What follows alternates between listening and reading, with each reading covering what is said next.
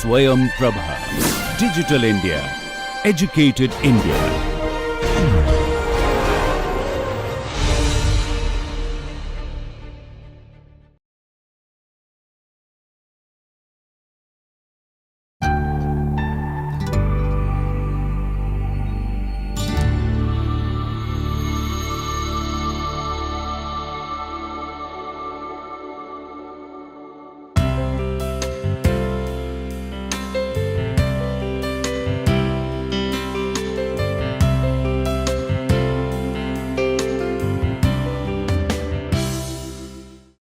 Hello learners, welcome to the first lecture for the NPTEL course titled The English Novel, Interdisciplinary Approaches. The agenda for this lecture has 4 parts. I will first generally introduce the course. I will then make a few comments on this module. I will then talk about one very influential narrative in literary studies, the narrative concerning the rise of the novel. And then I will end by hinting at some complications to this familiar story of the rise of the novel. As mentioned earlier, I'll begin by making a few prefatory remarks on how this course is designed, what are some intellectual assumptions, and what are some intellectual expectations from a course of this kind. So I'll do this by reflecting on each term in the title of this course. First of all, this is a course on the English novel. The definite article "the" refers to a very particular body of writing which qualifies as the English novel. This body of writing has to meet certain conditions. It has to be composed in the English language. They have to be written in prose, and they have to be of a fictional nature. Hence, the emphasis on the definite article "the," not just English novel, but the English novel. The definite article "the" also connects the texts that we will be studying in this course to a particular academic preoccupation, which is the study of a certain group of texts which have been canonized in English literary studies as novels. This explains the emphasis on the English novel. In continuation with this emphasis on the definite article, the second word of this title, the English novel, also connects the body of texts we'll be studying in this course to a particular location on the planet, a particular way of writing, but not just writing, indeed a particular way of thinking and feeling was inaugurated by the literary innovations that were produced by a small group of writers in England. This is a governing principle of this course. Hence, there is something unique about the novel as it emerged from a particular time and place. The time was the 18th century, and the place was the location of the globe that we today identify as England. Hence, there is some importance of the qualifying adjective English before the word novel. The third term in the title, the English novel, refers to, again, some of the unique literary and formal innovations that a small group of writers produced in prose fiction. These innovations were unique to the novel as it developed in a particular time and place, but these innovations were powerful enough and were suggestive enough that writers, thinkers, and intellectuals all over the world and in all times and places, including our own contemporary time, have felt inspired to continue those innovations. So the word novel takes the formal innovations that were produced in one time and place, that is England in the 18th century, and studies them as they were practiced in other times and places, including our contemporary time. The subtitle has the words interdisciplinary approaches.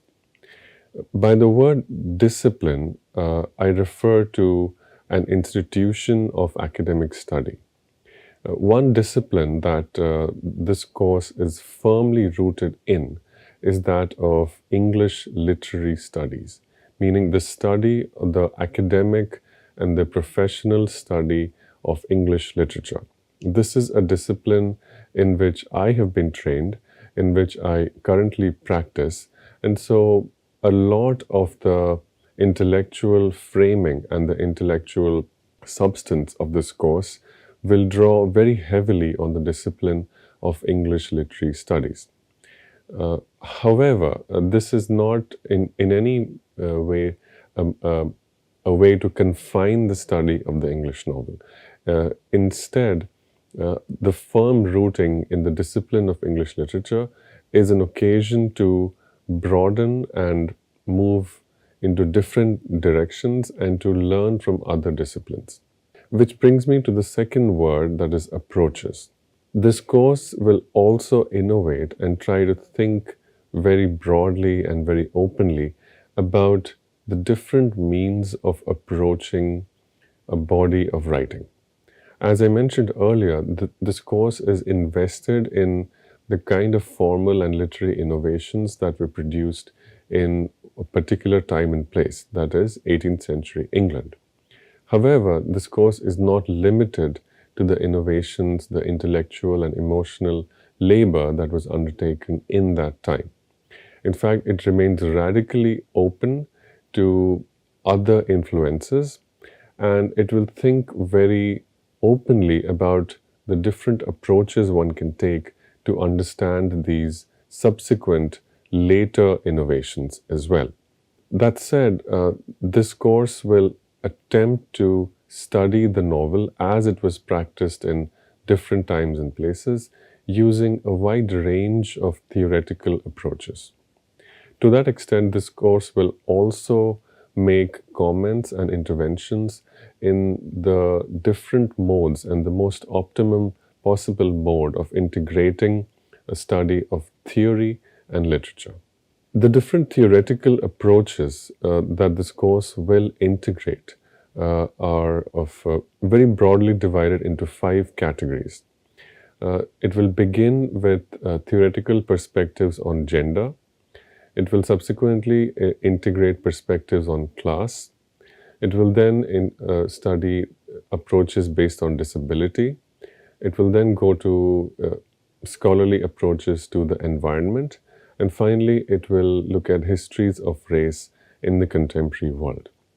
Now, each of these words, gender, class, disability, environment, race, they refer to things that exist in the real world. That is, forms of human identity or means of creating inequality or difference between human beings. However, they also refer to modes of understanding texts. That is to say, an awareness of each of these categories as forms of relationship between individuals, as forms of inequality, as occasions for discrimination between human beings, as reference to social inequality, social difference. An awareness of these facts inspires different modes of reading literature.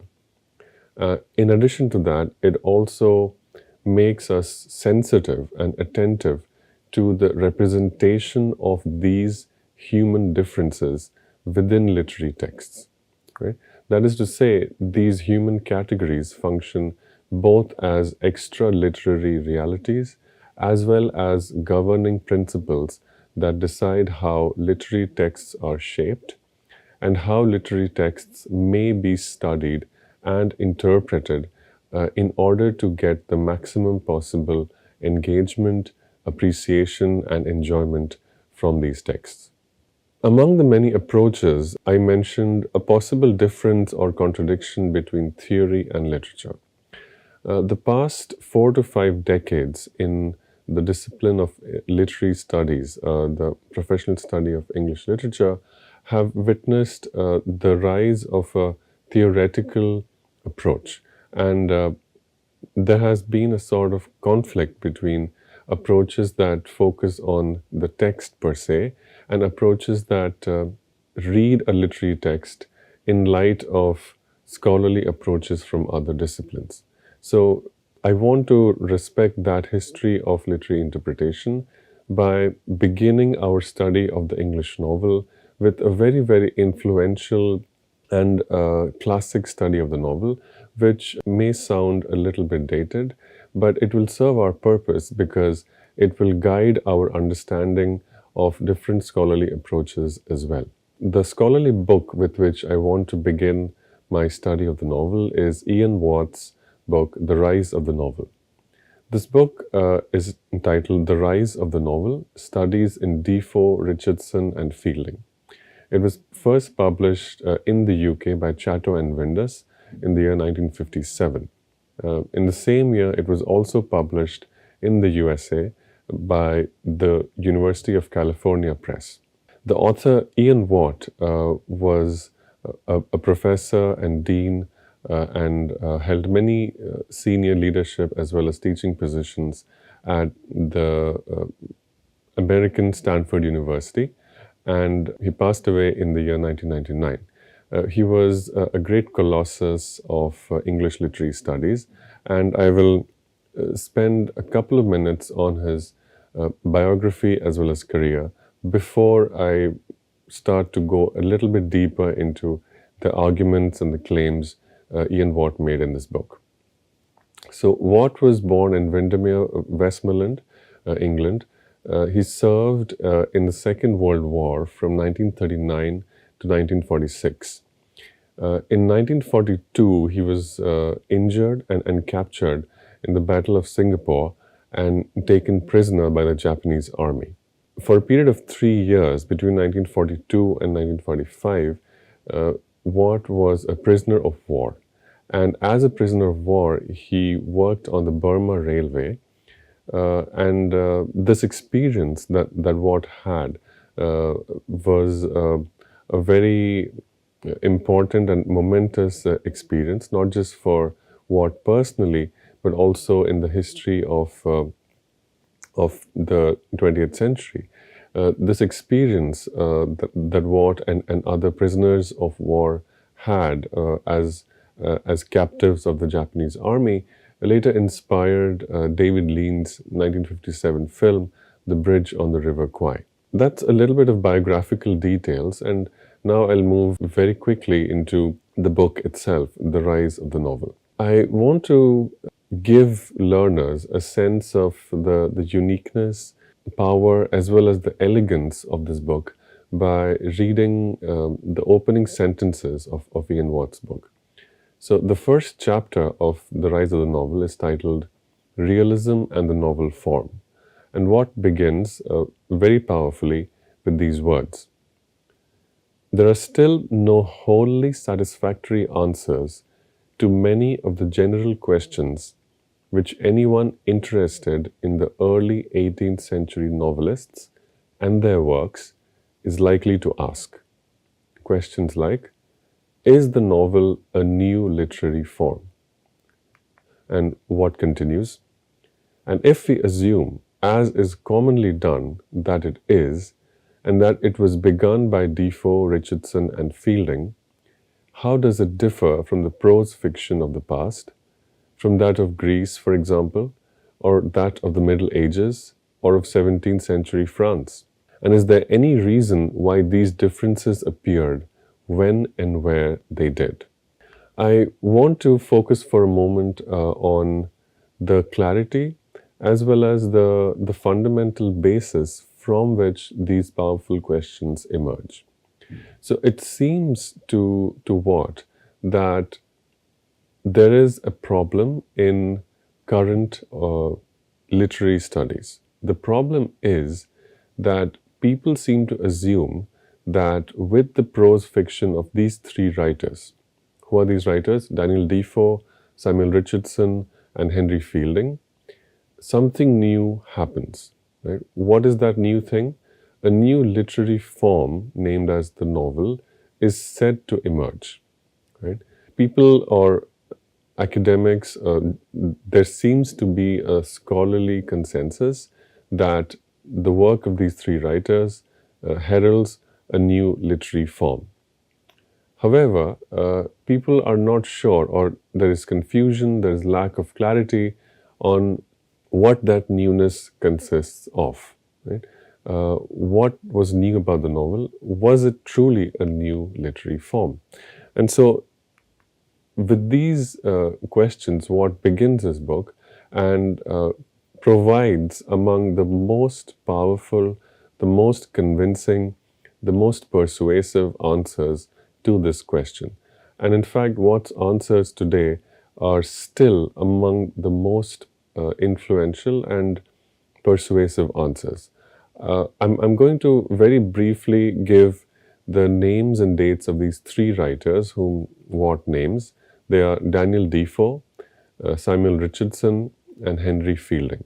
As you can see from the dates of these writers on the screen, they were active in the early and middle parts of the 18th century. Now, what's answer to what was new about the novel as it was written by these three writers, and how was it different?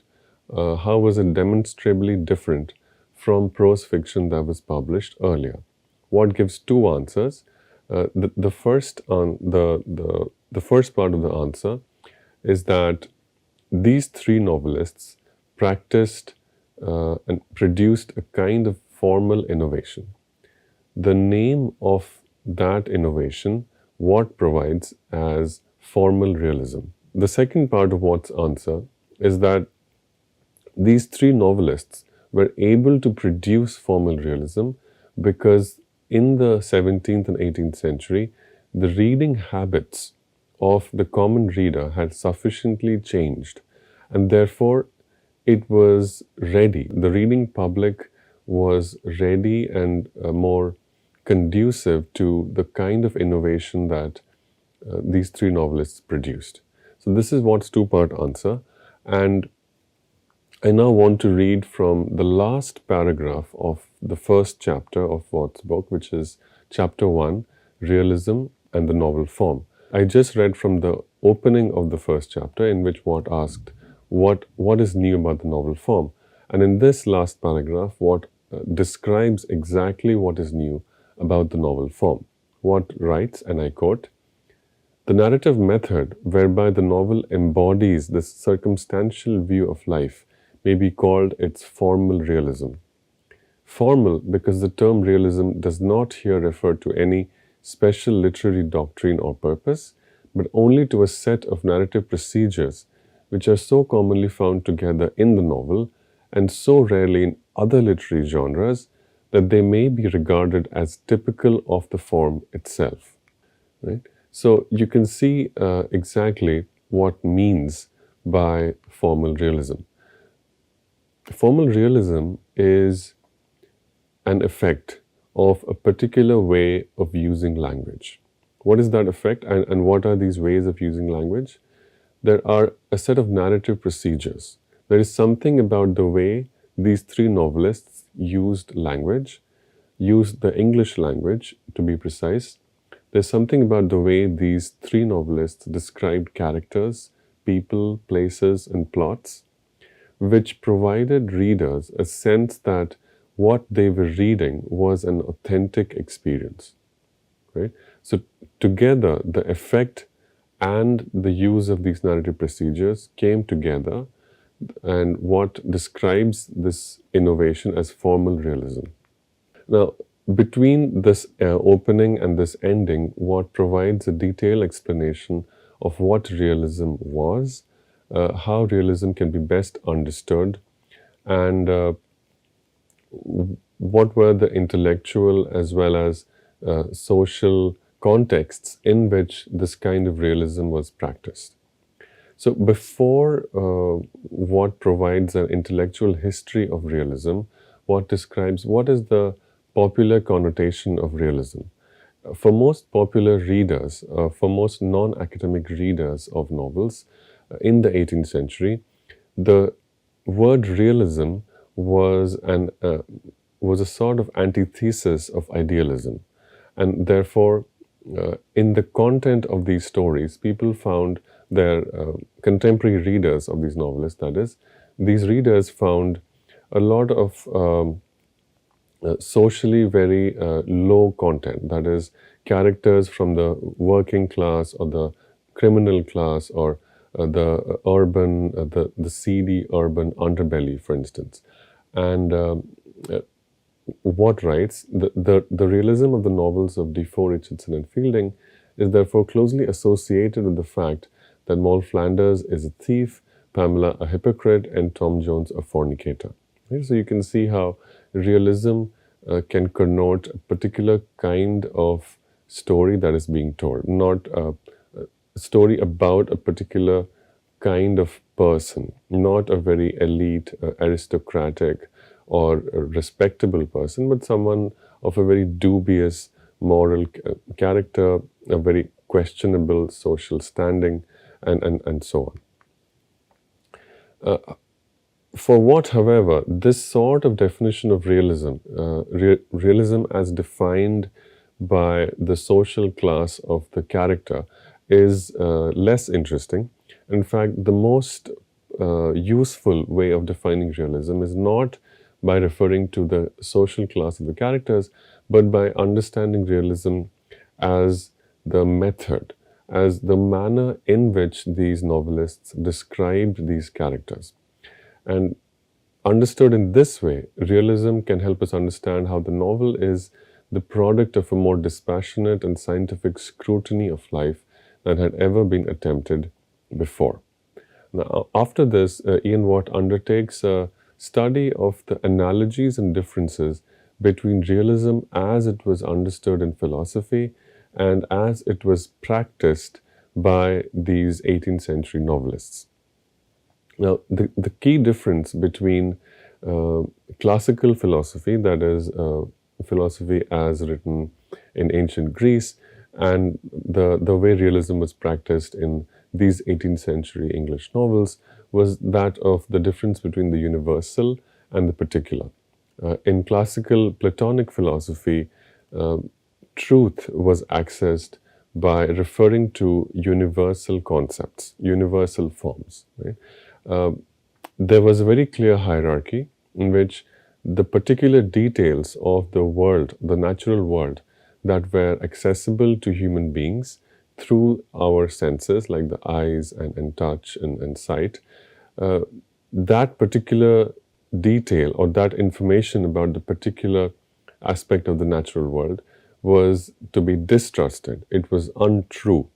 What was true, according to these Platonic philosophers, was the universal truth, was eternal, timeless, unchanging concepts. Now, when it comes to these 18th century novelists, exactly the opposite is true. How so? For novelists, it is the particular that is the way of accessing the truth. Novels are concerned with individual apprehensions of reality, how one individual experiences reality through their senses. That is the concern of the novelist. That is the mode in which the novelist accesses and creates the truth. So in Watt's overview, we learn of a contrast between two bodies of writing. There is first a traditional classical body of philosophy, which I just summarized very roughly by giving the example of Platonism. And then there is a new body of philosophy, philosophers such as René Descartes, David Hume, John Locke, and so on. Now, both these forms of philosophy are in contrast. There's also a contrast between novelistic forms of writing and pre-novelistic literature, as well as literary criticism and theory as practiced by the contemporaries of these novelists. Okay? So there is a contrast, and that contrast shapes the understanding of realism as Ian Watt would like to propound it. I've already summarized this very briefly, but Watt provides analogies between the concepts that new philosophers were describing in their writing and the literary practice of these three 18th century English novelists. To begin with the example of the first new philosopher that Ian Watt describes, I'll quote from René Descartes' very influential book, Discourse on Method. René Descartes in this book writes, Cogito ergo sum, which means I think, therefore I am. This quote is taken in the history of ideas to refer to a milestone in modern philosophy, and the milestone took the form of establishing how the pursuit of truth is an individual matter, right? How one thinking mind, the ability to ask questions, the ability to perceive, the ability to think, how the ability to think gives an individual a unique kind of power, the ability to understand the truth. Okay.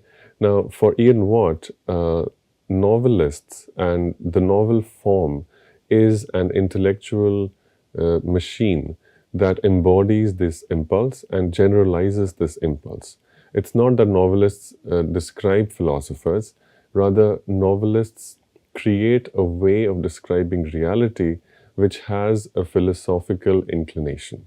There are four analogies between the ideas of these new philosophers that Ian Watt identifies and the way novelists describe reality. Very broadly, they can be summarized into four heads. The first is plot, second is character, third is proper names, and the fourth is memory or consciousness as it evolves over time. I will now describe each of these four categories in some detail. Previous imaginative writing, that is, prose fiction before the English novel became popular, they retold stories. They took the plots from mythology, history, legends, or previously influential and popular forms of writing. In this respect, novelists made a very clean and radical break with previous forms of imaginative writing. Their plots had nothing to do with mythology, history, legend, or previous writing. Instead, the plots of these novels had to do everything with individual experience. Their plots were either wholly invented or were based on contemporary events. Second, the analogy between philosophical writing and these 18th century novelists had to do with the kinds of characters these novelists placed at the center of their novels. The plot, which I just described as either wholly invented or based on contemporary events, had to be acted out by real people. That is to say, it had to be acted out by particular individuals. Individuals who were born, who lived, who had struggles, who lived in contradictory and dichotomous and ambiguous circumstances, individuals who struggled with social conflicts, individuals who had moral and intellectual dilemmas, individuals who were relatable, who were as real as the people writing the novels and as the people reading the novels. Right? Therefore, in this sense, these individuals were not universal types, but particular human beings. When it comes to characters, these novelists described real people. The plots that they invented or borrowed from contemporary events had to be acted out by particular people in particular circumstances. In doing so, they were inspired most directly by the philosophers Locke and Berkeley. To illustrate this point, I'll read a brief quote from the philosopher John Locke's book, Essay Concerning Human Understanding, published in the year 1689. John Locke writes, "It is the senses which at first let in particular ideas and furnish the empty cabinet of the human mind." So John Locke was one among others, but probably the most influential of philosophers to underline the importance of the individual mind's ability to perceive sensory data and the role of this sensory data and information in creating the truth as well as knowledge. Now, it's interesting for Watt that there was a contrast between the philosophical writing of, say, John Locke and Hume and many others, and the kinds of ideas that practitioners of creative writing were putting forward. So to give a sense of this contrast, I'll read a quote from Shaftesbury's essay, the book actually, Essay on the Freedom of Wit and Humor, published in the year 1709. Shaftesbury is of course the published name of Anthony Ashley Cooper, the third Earl of Shaftesbury. Shaftesbury writes, "The mere face painter indeed has little in common with the poet, but like the mere historian, copies what he sees and minutely traces every feature and odd mark." Shaftesbury continues, "'Tis otherwise with men of invention and design." So you can see that in this quote, Shaftesbury is drawing a clear contrast between those forms of creative writing which focus on the individual details, the particular details, that is the mere face painter, right? And some other forms of art which do not focus on particularity but describe universal, timeless, unchanging, eternal ideals. So the contrast here is between the face painter, who's too obsessed with the individual details of the face, and the poet, who is more concerned with timeless and unchanging ideals. And for all writers who would like to produce good art, Shaftesbury says that they should be like the poet, meaning they should ignore particular details and focus on universals. Similarly, in the case of proper names, earlier prose fiction published allegorical names, names which gave a little summary and allowed readers to anticipate the actions of a character. However, in the novels, the names were unique. They named real people whose future actions could not be predicted simply by a word which connoted their name. Therefore, it strengthens this idea that novels are about real people and they're as unpredictable as real people are in real social environments. Finally, consciousness and memory. David Hume writes in his book, Treatise on Human Nature, had we no memory, we never should have any notion of causation, nor consequently of that chain of causes and effects which constitute our self or person. These are all the ideas that find expression in the prose fiction of Defoe, Richardson, and Fielding. The nature of time, as it is expressed in the novel, is that of an arrow that moves in one direction, that is, forward. The novel is a genre that's founded on the fundamentally unidirectional nature of time. To give a sense of how all of these four categories are embodied in one line or in one small bit of information, I'll take an example from probably one of the most influential novels of the 18th century, that is Clarissa, or The History of a Young Lady by Samuel Richardson. Richardson tells readers that Clarissa died at 6:40 p.m. on Thursday, the 7th of September. Now, this is a kind of detail which could be true for a real person. And in fact, that is exactly how Richardson would like his readers to think about his character, a real person, even though everyone knows that this is a fictional character. So, to summarize, here is what the novel does based on what we have learned about contemporary philosophy. Both the novelist and the philosophers aspire towards a form of authenticity. Novelists seek to produce, in Watt's words, a sense, a form that purports to be an authentic account of the actual individual experiences of individuals.